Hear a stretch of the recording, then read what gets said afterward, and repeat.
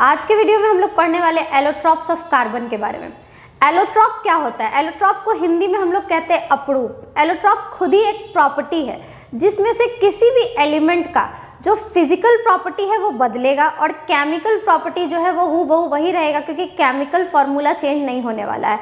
अगर chemical formula change होगा किसी का तभी उसका केमिकल प्रॉपर्टी चेंज होगा, नहीं तो आइदरवाइज फिजिकल प्रॉपर्टी सिर्फ चेंज होगा। तो कार्बन का 3 एलोट्रॉप्स होता है, ग्रेफाइट, डायमंड और लेटेस्ट जो हुआ है इन्वेंशन वो है बकमिंस्टर फ्लोरेंस।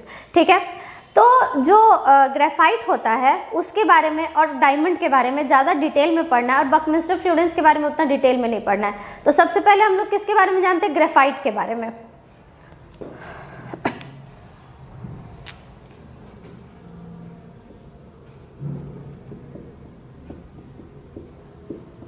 और यहाँ हम लोग लिखेंगे डायमंड के बारे में।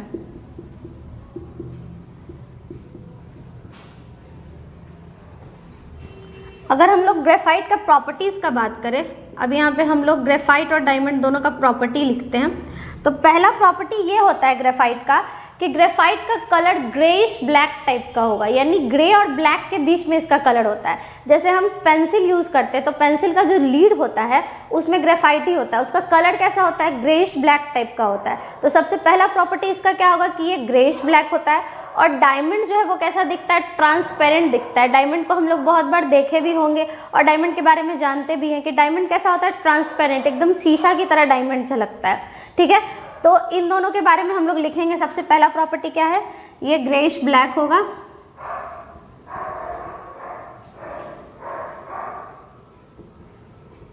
और डायमंड कैसा होगा? ट्रांसपेरेंट।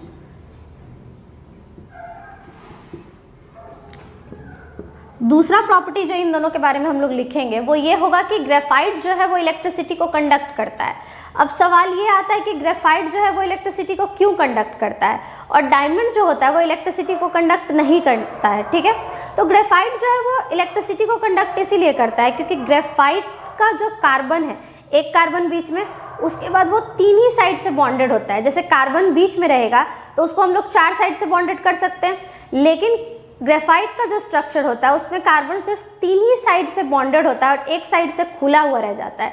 इसीलिए इसके पास एक्स्ट्रा इलेक्ट्रॉन होने के कारण ये इलेक्ट्रिसिटी को क्या करता है? कंडक्ट कर पाता है। और डायमंड जो है वो हार्ड क्रिस्टलाइन स्ट्रक्चर बनाता है। पहले जो कार्बन है वो चारों तरफ से बॉन्डेड होगा, फिर उस 4 कार्बन से पहला जो है वो उस 4 से बॉन्डेड होगा, फिर वो 4, मतलब इस तरह से वो एक हार्ड क्रिस्टलाइन स्ट्रक्चर बना लेता है। स्ट्रक्चर हम लोग आगे देखेंगे डायमंड का, लेकिन यहाँ पे क्या समझते हैं?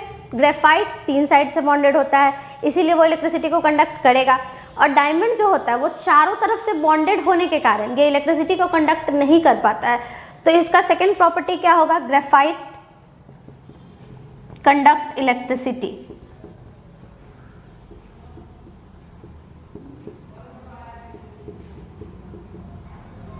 और डायमंड का क्या हो जाएगा? Diamond do not conduct electricity.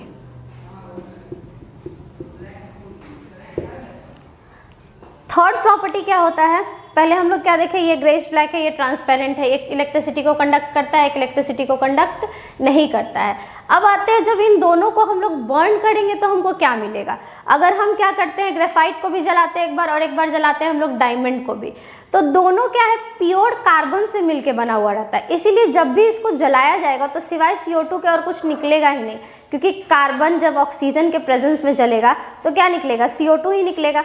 तो ग्रेफाइट को जब हम लोग जलाएंगे तो एज अ क्या प्रोड्यूस करेगा? वो CO2 प्रोड्यूस करेगा। तो यहाँ पे हम लोग लिख सकते हैं graphite on burning produce CO2। ठीक है, और अगर हम बात करें डायमंड का, तो डायमंड को कभी हम जला के देख सकते हैं क्या? तो ऐसा पॉसिबल है, क्योंकि 3500 डिग्री सेल्सियस पे जब डायमंड को जलाया जाता है तो वहाँ पे कुछ नहीं बचता है, मतलब एक धुआं की तरह उड़ जाता है डायमंड, जिसमें क्या होता है? सिर्फ प्योर फॉर्म ऑफ कार्बन क्या होता है? जल जाता है। तो यहाँ पे भी क्या होगा? CO2 ही लिबरेट होगा और कुछ नहीं होगा। तो ये भी क्या होगा? Diamond on burning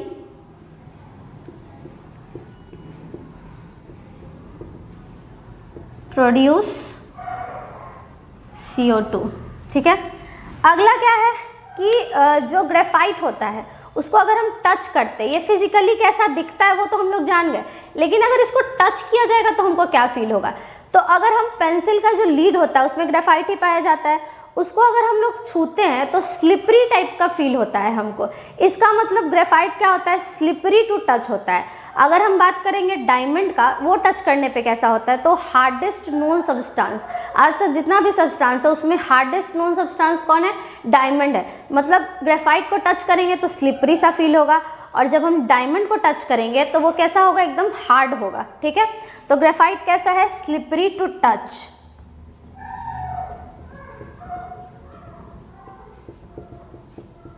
slippery to touch. वही बात करें अगर हम डायमंड का, तो डायमंड क्या है, हार्डेस्ट नोन सब्सटेंस। ठीक है, अब हम लोग क्या देखें, पहले देखें इन दोनों का प्रॉपर्टी। एलोट्रॉप्स में पहले हम लोग ग्रेफाइट और डायमंड का प्रॉपर्टी देख लिए। अब हम लोग इसका स्ट्रक्चर पढ़ेंगे, फिर इसका यूज़ पढ़ेंगे, और इसी सीक्वेंस में अपने दिमाग में सेट भी करेंगे कि किसी भी एलोट्रॉप का पहले हम लोग क्या किए, उसका प्रॉपर्टी जाने, पहले उसके बारे में जाने, फिर उसका स्ट्रक्चर क्या होता है, कैसे कैसे वो बॉन्डेड होता है, और लास्ट हम लोग क्या देखेंगे कि इसका यूज़ कहाँ कहाँ किया जाता है। तो इसका आप पहले स्क्रीनशॉट ले लीजिए। अब हम लोग पढ़ेंगे स्ट्रक्चर ऑफ एलोट्रॉप्स। जितना भी एलोट्रॉप्स था उसका स्ट्रक्चर कैसे ड्रॉ किया जाएगा और उसका स्ट्रक्चर कैसा दिखता है। सबसे पहला होता है ग्रेफाइट। ग्रेफाइट जो है वो इस तरह से कुछ हेक्सागोनल शेप में होता है। ग्रेफाइट का जो 3 वैलेंस इलेक्ट्रॉन होता है कार्बन एटम्स का, वो आपस में अटैच होता है, और एक वैलेंस इलेक्ट्रॉन जो होता है वो पूरी तरह से फ्री होता है। ठीक है, यही रीज़न है कि ग्रेफाइट जो है वो इलेक्ट्रिसिटी को कंडक्ट कर पाता है, क्योंकि 3 साइड से उसका वैलेंस इलेक्ट्रॉन बॉन्डेड होगा और एक साइड से उसका वैलेंस इलेक्ट्रॉन फ्री रहता है। दूसरा आता है डायमंड। डायमंड का शेप बनाने के लिए हमको नॉर्मली क्या करना है, एक हेक्सागोन ड्रॉ करना है, और उसमें कुछ इस तरह से यहाँ पॉइंट लगा के ऐसे करके, और यहाँ पे क्राउन लाइक स्ट्रक्चर बना के हम लोग यहाँ पे डायमंड बना देते हैं। डायमंड के स्ट्रक्चर में क्या होता है कि डायमंड का एक कार्बन जो होता है वो 4 कार्बन से बॉन्डेड होता है, और फिर उस 4 कार्बन का 4 और से बॉन्डेड रहता है। जैसे हम लोग यहाँ पे क्या देखेंगे, यहाँ एक कार्बन है, ठीक है, ये कार्बन जो है वो 4 कार्बन से बॉन्डेड रहेगा, और ये जो एक कार्बन है फिर ये 4 कार्बन से क्या रहेगा, बॉन्डेड रहेगा। यही कारण है कि डायमंड एक हार्डेस्ट नोन क्रिस्टल बन जाता है, क्योंकि ये बहुत ज़्यादा कॉम्प्लेक्स स्ट्रक्चर फॉर्म कर लेता है कार्बन कार्बन बॉन्डेड होके। अगला जो है वो बकमिंस्टर फ्लूइडेंस। बकमिंस्टर फ्लूइडेंस जो है वो एक फुटबॉल लाइक स्ट्रक्चर बनाता है। यहाँ पे हम लोग देख सकते हैं ये कैसा है, फुटबॉल लाइक स्ट्रक्चर है। ठीक है, और इसका जो फॉर्मूला होता है इसको शॉर्ट में कहा जाता है C60, क्योंकि इसमें क्या होता है कि 60 कार्बन आपस में इस तरह से अटैच होता है कि फुटबॉल की तरह दिखने लगता है। यहाँ पे क्या होता है, 20 हेक्सागोनल स्ट्रक्चर बनते हैं। हेक्सागोन का मतलब क्या होता है, जब 6 लाइन मिले तो हेक्सागोन, और 5 लाइन मिलके एक क्लोज्ड फिगर बनाए तो उसको हम लोग क्या कहते हैं, पेंटागन। 6 लाइन मिलके बनाए तो हेक्सागोन, और 5 लाइन मिलके क्लोज्ड फिगर बनाए तो उसको हम लोग क्या कहते हैं, पेंटागन। ठीक है, अब यहाँ पे क्या होता है कि इसमें टोटल 20 हेक्सागोनल स्ट्रक्चर होते हैं और 12 पेंटागोनल स्ट्रक्चर होते हैं। ठीक है, अगला हम लोग देखेंगे इसका यूज। पहले हम लोग इन तीनों का प्रॉपर्टी पढ़ चुके थे, अब दूसरा में हम लोग क्या किए, इसके स्ट्रक्चर के बारे में पढ़े। अब थर्ड चीज हम लोग क्या पढ़ेंगे, इन तीनों का आखिर यूज क्या है, कैसे हम लोग इसको यूज करते हैं और अपने लिए कैसे इसको यूजेबल बनाते हैं। ठीक है, तो थर्ड क्या है, इसका यूज। सबसे पहले अगर हम बात करें ग्रेफाइट का, तो ग्रेफाइट जो है वो 3 तरफ से बॉन्डेड होता है और एक वैलेंस इलेक्ट्रॉन इसका फ्री होता है। क्योंकि ग्रेफाइट के पास फ्री वैलेंस इलेक्ट्रॉन है, इसीलिए ये क्या करता है, इलेक्ट्रिसिटी को कंडक्ट करता है। तो इसका यूज़ किया जाता है इलेक्ट्रोड्स को बनाने के लिए, ताकि हम उसको सेल में यूज़ कर सके। ठीक है, तो सबसे पहला यूज़ क्या है ग्रेफाइट का, it is use for making electrodes. Second use क्या है, it is use as a lubricant for machinery tools। जितना भी मशीनरी टूल्स होता है वो क्या होता है, घिस जाता है कभी कभी यूज़ करते करते। तो उसमें हम लोग क्या करते हैं, ग्रेफाइट का यूज़ करते हैं ल्यूब्रिकेंट की तरह। जैसे हम लोग को मशीन में क्या करना पड़ता है, कभी ऑयलिंग करना पड़ता है या फिर ग्रीसिंग करना पड़ता है, उसी तरह से ग्रेफाइट को बड़े बड़े मशीन में डाला जाता है as a lubricant. Third use इसका क्या होगा, जो बहुत ही कॉमन यूज़ है, it is use as a core of pencil. जो पेंसिल हम लोग यूज़ करते हैं उसमें क्या होता है, ग्रेफाइट ही होता है जिससे हम लोग लिखते हैं। वो जो लीड होता है वो किस चीज़ का बना होता है, ग्रेफाइट का ही बना होता है। तो थर्ड यूज़ क्या है इसका, it is used as a core of pencil. ठीक है, अगला हम लोग देखेंगे कि डायमंड का क्या क्या यूज़ है। तो सबसे कॉमन यूज़ क्या है, diamond is use for making jewelleries.